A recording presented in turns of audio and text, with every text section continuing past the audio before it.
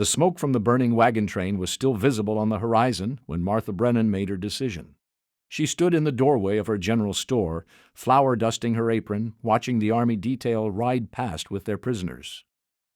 17 Apache warriors, bound with rope and chains, walking barefoot behind the horses. Some were wounded, blood seeping through makeshift bandages. All of them looked like they hadn't eaten in days. Martha was 42 years old, a widow who'd been running this store in Fort Davis, Texas, since her husband died of fever 3 years ago. She'd learned to mind her own business in a territory where getting involved in Army matters could destroy your livelihood, but looking at those starving men stumbling past her store, she couldn't turn away. This was October of 1856, a year when tensions between settlers and Apache had reached a breaking point. 3 wagon trains had been attacked in the past month. 12 settlers were dead, including 2 children. The Army had finally captured the warriors they believed responsible, and now they were bringing them to Fort Davis for trial and execution. Everyone in town knew what would happen. Military tribunal, guilty verdict, hanging, probably within a week. Justice was swift on the frontier, and mercy was scarce. Martha watched the prisoners being herded toward the stockade, a crude wooden structure behind the fort. The townspeople lined the street, shouting curses, throwing rocks, and refuse. One woman spat at a young warrior who couldn't have been more than 19. "Savages! Murderers! Burn them all!" the crowd chanted. Martha felt sick. She'd known people killed in the attacks, had sold supplies to families who'd lost everything. She understood the anger, the fear, the desire for revenge. But looking at those hollow-eyed prisoners, some barely able to walk, she couldn't see murderers. She just saw human beings dying slowly of starvation and neglect. That evening, as she closed the store, Martha made a choice that would change everything. She went to her storeroom and began gathering supplies: flour, salt, lard, dried fruit. She fired up her oven and began baking bread, loaf after loaf, working late into the night. By dawn, she had 30 loaves of fresh bread wrapped in clean cloth. She loaded them into a basket, covered them with a blanket, and walked toward the stockade. The guards at the entrance looked at her with surprise. "Mrs. Brennan? What are you doing here at this hour?" "I brought food for the prisoners," Martha said simply. The guards exchanged glances. "Ma'am, those prisoners are enemy combatants. They killed American citizens. They don't deserve food or comfort." "They're human beings," Martha replied firmly. "And from what I saw yesterday, they're starving. I'm not asking permission to feed them. I'm informing you that I'm going to do it. You can stop me if you want, but I'll be back tomorrow with more bread, and the day after that, until someone with actual authority tells me to stop." The younger guard looked uncertain. "Ma'am, the captain's not going to like this." "Then let the captain tell me himself," Martha said. "But until he does, I'm feeding these men." She pushed past the guards and entered the stockade yard. The prisoners were huddled against the walls, trying to stay warm in the cold October morning. When they saw Martha approaching with her basket, they tensed, expecting violence or mockery. Instead, she knelt down and began distributing bread, placing a loaf in front of each prisoner personally. Most of them were too weak or suspicious to take the food immediately. But one older warrior, his face scarred from old battles, reached out slowly and touched the bread. He looked at Martha with dark eyes that held more questions than she could answer. Then he tore off a piece and ate it, his expression transforming from suspicion to disbelief. It was real food, fresh, warm, offered without cruelty or conditions. The other prisoners saw him eat and began reaching for their own loaves. Within minutes, all 17 men were eating, some crying quietly as they consumed the first decent food they'd had in weeks. Martha stood and brushed off her skirt. "I'll be back tomorrow with more," she said, though she knew they probably didn't understand English. The scarred warrior looked up at her and spoke in Apache, his voice rough with emotion. Martha didn't understand the words, but the tone was unmistakable. Gratitude. Deep, genuine gratitude. She nodded to him and left the stockade, aware that every guard and prisoner had just witnessed something that shouldn't have happened. Acts of mercy toward Apache warriors were not popular in Fort Davis in 1856. By noon, the entire town knew what she'd done. Captain William Driscoll, the commanding officer, stormed into her store, his face red with fury. "Mrs. Brennan, what the hell do you think you're doing feeding those savages?" Martha continued stocking shelves, not looking at him. I'm feeding hungry prisoners, Captain. Last I checked, that wasn't a crime. Those men are murderers. They killed innocent people. Then they'll be tried and punished according to law, Martha replied calmly. But while they're in custody, they're entitled to basic human treatment. That includes food. Driscoll slammed his hand on her counter. You're undermining military authority and encouraging our enemies.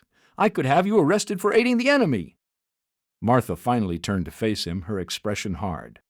Then arrest me, Captain, but be prepared to explain to your superior officers why you're jailing a widow for the crime of baking bread.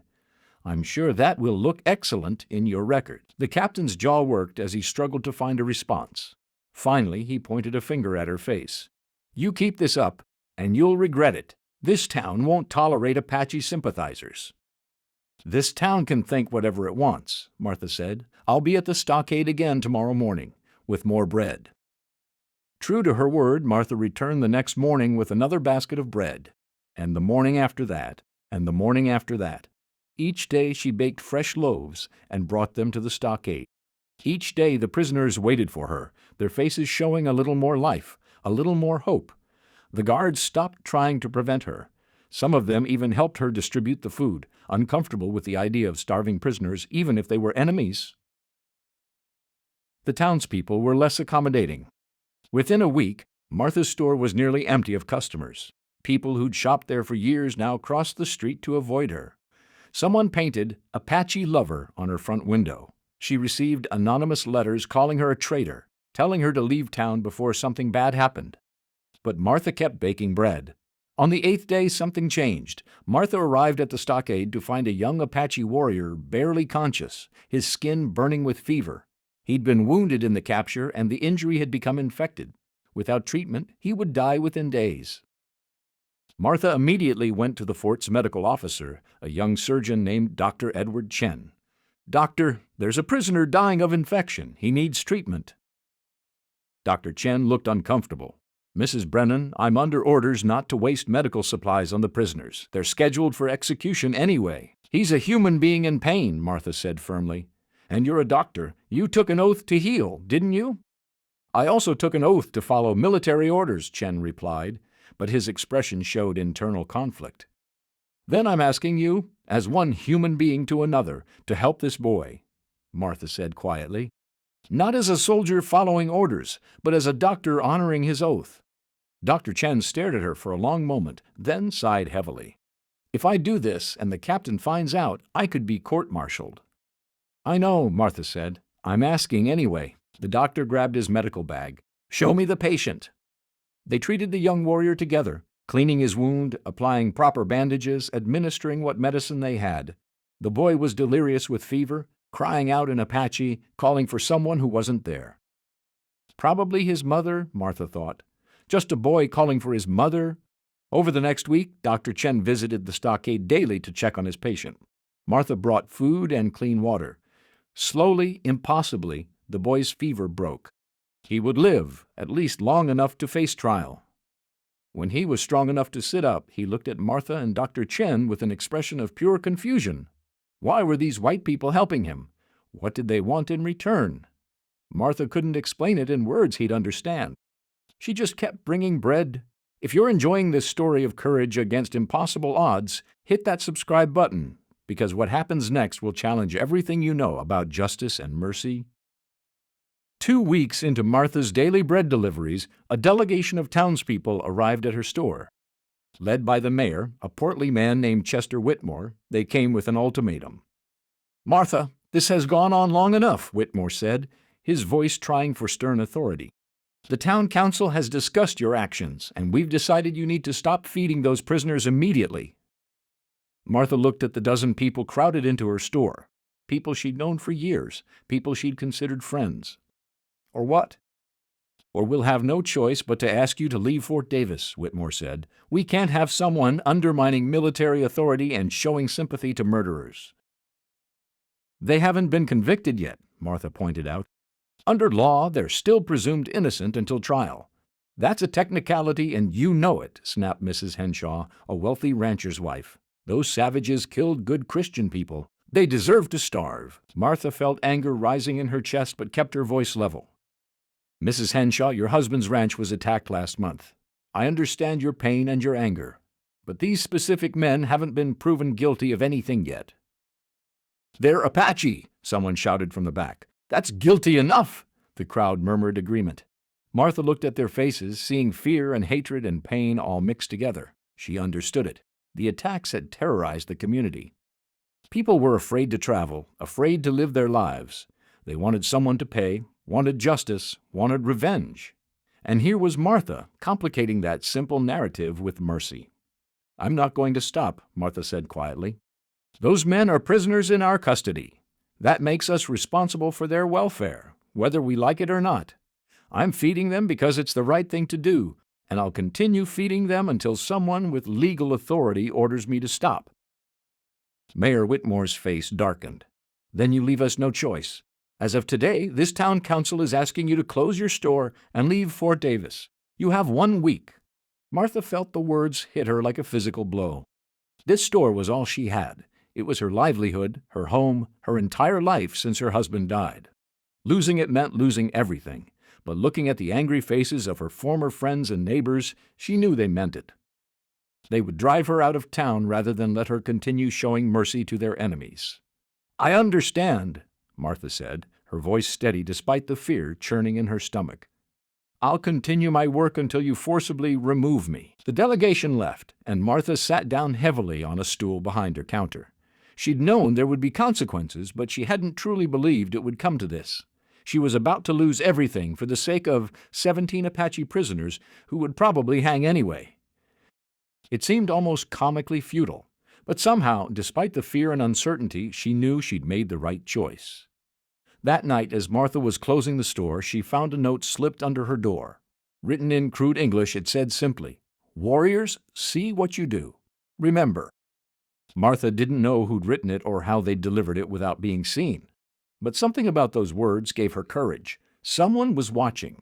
Someone understood. The next morning, Martha arrived at the stockade to find Captain Driscoll waiting for her. "Mrs. Brennan, I've been authorized to inform you that your presence at this facility is no longer welcome. You are hereby barred from entering the stockade or having any contact with the prisoners." Martha held up her basket of bread. "And what happens to the food I've prepared?" "The prisoners will receive standard Army rations," Driscoll said, "which will be adequate for their needs until trial." "Standard rations," Martha repeated. "You mean the moldy hardtack and brackish water they were getting before?" "That is not your concern," Driscoll snapped. Martha set the basket down on the ground outside the stockade gate. "Then I'll leave this here. If anyone wants to bring it inside, that's their choice." She did this every morning for the next week. Arrived at the stockade, set down her basket of fresh bread, and left. She never saw who took the food inside, but the basket was always empty when she returned the next day. Some of the guards, it seemed, had more conscience than their captain. The town council's deadline arrived. Martha woke up on the appointed morning knowing that today she would lose her store, possibly be forcibly removed from town. She dressed carefully, made one final batch of bread, and walked to the stockade for what might be the last time. But when she arrived, she found the scene transformed. The stockade gates stood open. The prisoners were gone. And Captain Driscoll was standing in the yard with an expression somewhere between fury and disbelief. "What happened?" Martha asked. "They escaped," Driscoll spat. "All 17 of them, sometime during the night. Someone cut through the wall, removed their chains, and they just walked out." Martha's eyes widened. "How is that possible? You had guards." "The guards were drugged," Driscoll said. "Someone put something in their evening meal. They slept through the entire escape." He turned to glare at Martha. "You wouldn't know anything about that, would you?" Martha met his gaze steadily. "Captain, I've been barred from the stockade for a week. How could I possibly drug your guards?" Driscoll had no answer for that. The investigation that followed revealed nothing useful. No evidence of who had drugged the guards, no witnesses to the escape, no trail to follow. The Apache prisoners had vanished into the desert like smoke. The town council meeting that evening was chaotic. Some people wanted to blame Martha, but there was no proof of her involvement. Others wanted to organize a posse to hunt the escaped prisoners, but Captain Driscoll pointed out that tracking 17 Apache warriors through desert terrain was essentially suicide for any civilian group. Eventually, the council decided to increase Fort's security and cancel their order for Martha to leave town. Without prisoners to feed, her act of mercy was now just an embarrassing memory they wanted to forget. Martha went back to running her store, though business remained slow. Most townspeople still avoided her, uncomfortable with what she'd done, unwilling to forgive her perceived betrayal. She accepted this isolation as the price of her choices. She'd saved 17 lives, or at least given them a chance at freedom. That had to be enough. 3 weeks passed. Martha's store remained mostly empty, her savings dwindling. She was beginning to think she might have to leave Fort Davis after all, not because of council orders, but because she simply couldn't afford to stay. Then, on a cold November morning, everything changed.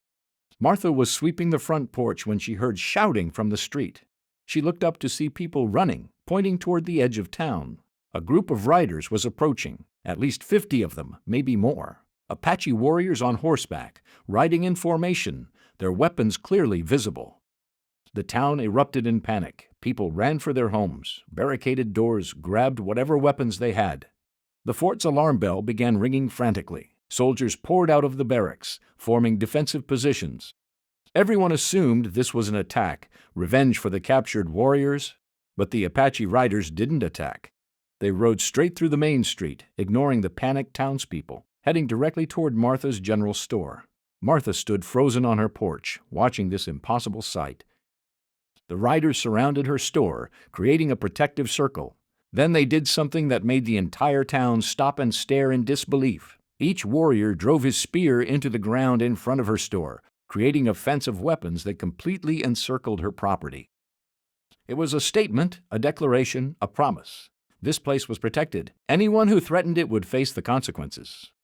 The scarred warrior Martha recognized from the stockade dismounted and walked toward her. He carried something wrapped in soft leather. When he reached her porch, he knelt and placed the bundle at her feet. Then he spoke in Apache, his voice carrying clearly across the silent street. Martha didn't understand the words, but a voice called out from the crowd. He says you saved their lives when you had no reason to help. He says you showed mercy when your own people showed only cruelty. He says from this day forward, you are under the protection of his tribe. No one will harm you or your home. This is their oath. The warrior stood and placed his hand over his heart, then extended it toward Martha. She understood the gesture. Without thinking, she mirrored it, placing her hand over her own heart and extending it toward him. A pact. An acknowledgement. The warrior nodded, then remounted his horse. The entire group of Apache riders turned as one and rode out of town, leaving behind the circle of spears planted firmly in the ground around Martha's store. The townspeople emerged slowly from their hiding places, staring at the impossible sight. Captain Driscoll rode up on his horse, his face purple with confusion and rage. "Mrs. Brennan, what the hell just happened?" Martha knelt and unwrapped the leather bundle. Inside was dried meat, corn, medicinal herbs, and a beautifully crafted necklace made of turquoise and silver. Gifts, offerings, a promise kept. "I think," Martha said slowly, "I just gained some new customers." The implications of what had happened rippled through Fort Davis over the following days. Martha's store, which had been boycotted and vandalized, was now under the explicit protection of an Apache war party. Anyone who threatened it would be inviting attack. The townspeople who'd wanted her driven out now found themselves in an impossible position. Mayor Whitmore called an emergency council meeting. Martha was invited, for the first time treated with something resembling respect. "Mrs. Brennan," Whitmore began carefully, "the council would like to understand the nature of your arrangement with the Apache." "There is no arrangement," Martha said. "I fed some starving prisoners because it was the right thing to do. Apparently, they appreciated that more than you all did." The council members shifted uncomfortably. Mrs. Henshaw spoke up, her voice lacking its usual venom. "Those spears outside your store, how long will they stay there?" Martha shrugged. "I have no idea. I didn't ask for them, didn't expect them, and have no control over them. The Apache made their own decision." "This puts the entire town in an awkward position," Whitmore said. "If we're seen as harboring someone under Apache protection, it could complicate relations with the military." "Then perhaps," Martha said coldly, "you should have thought about that before you tried to drive me out of town for the crime of showing basic human decency."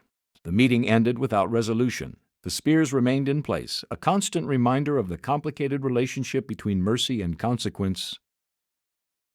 Over the following weeks, something remarkable happened. Apache traders began appearing at Martha's store. They came quietly, usually at dawn or dusk, bringing furs and crafts to trade for flour, sugar, and tools. Word spread through the Apache tribes about the white woman who had fed prisoners at great personal cost. She became known among them as Breadwoman, a title of respect and affection. Martha's store, which had been failing, suddenly thrived again. The Apache were fair traders, offering high-quality goods for reasonable prices. And their presence forced the white townspeople to make a choice: continue boycotting Martha and lose access to Apache trade goods, or swallow their pride and return to her store. Slowly, reluctantly, the white customers came back. They needed supplies, and Martha's store was the only one in town. They avoided eye contact, paid quickly, and left without conversation.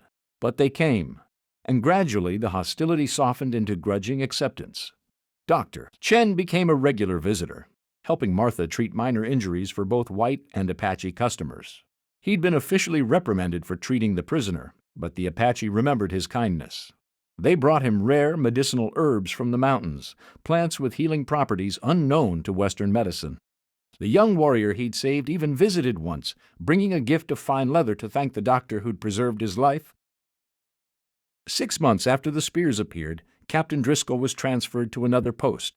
The official reason was administrative restructuring, but everyone knew the real cause. His superiors were embarrassed by the prisoner escape that had happened under his command. His replacement, Major Thomas Garrett, was a different kind of officer.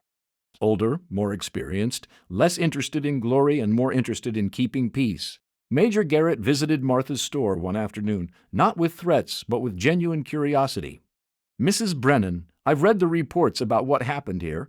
I'd like to understand your perspective."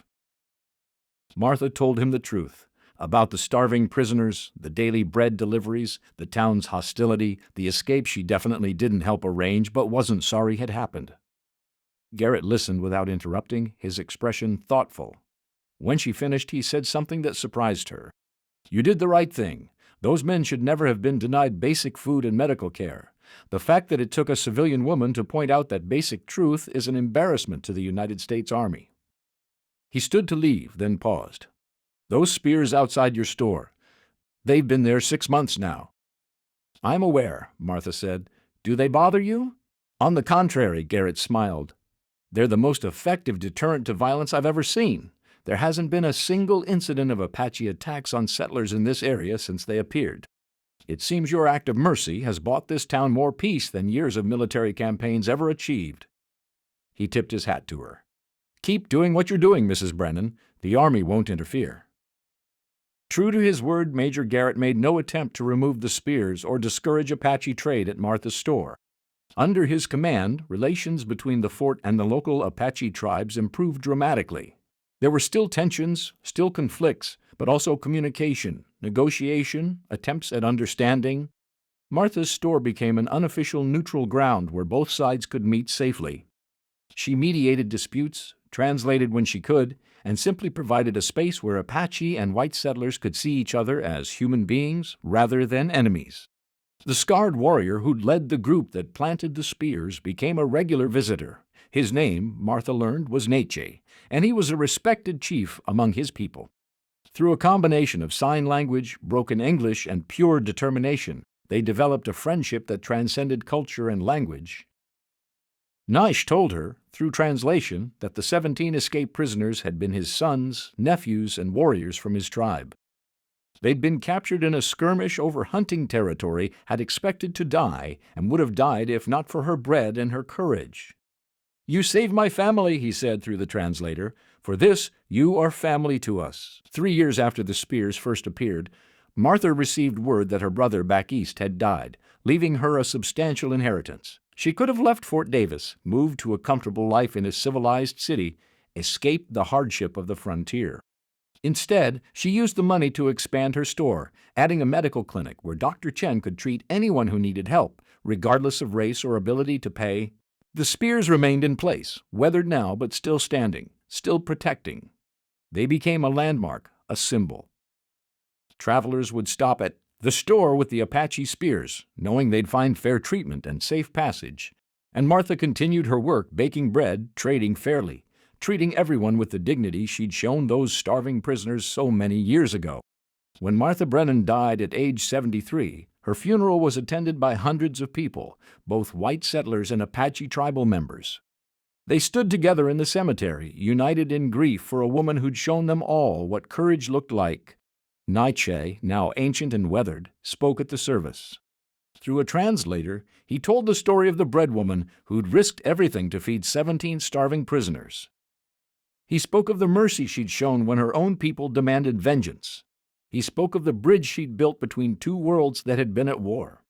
This woman, Nietzsche said, his old voice still carrying power, taught us that courage is not about fighting. Courage is about choosing compassion when hatred would be easier, choosing kindness when cruelty is expected, choosing to see humanity in your enemies. He gestured to the circle of weathered spears that still stood around Martha's store, kept in place for over 3 decades.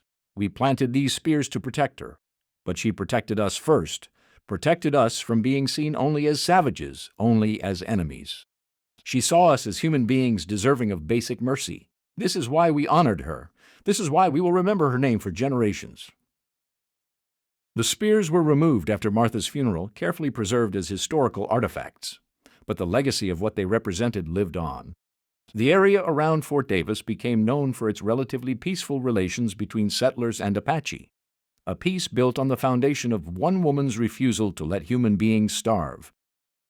Martha's story was passed down through both communities, told to children as an example of true courage. The white children learned about the widow who stood against her entire town to do what was right. The Apache children learned about bread woman who fed their ancestors when they were prisoners and expected to die. Both groups learned that mercy is not weakness, that compassion is not betrayal, and that sometimes the smallest acts of kindness can change the course of history, because that's what Martha Brennan did on an October morning in 1856. She saw 17 starving prisoners and didn't see their skin color or their alleged crimes. She just saw human beings in need, and she baked them bread. 30 loaves of simple bread that cost her almost everything, but bought something priceless. Proof that humanity can transcend hatred, that courage can look like mercy, and that the walls we build between us can be torn down one act of kindness at a time. The general store with the Apache spears became a legend in that part of Texas, a reminder that the greatest protection comes not from weapons or walls, but from treating others with dignity and respect, even when the world tells you they don't deserve it. Now click on the video on the screen to hear another story of impossible courage in the Old West, where one person's choice to do right changed an entire community forever.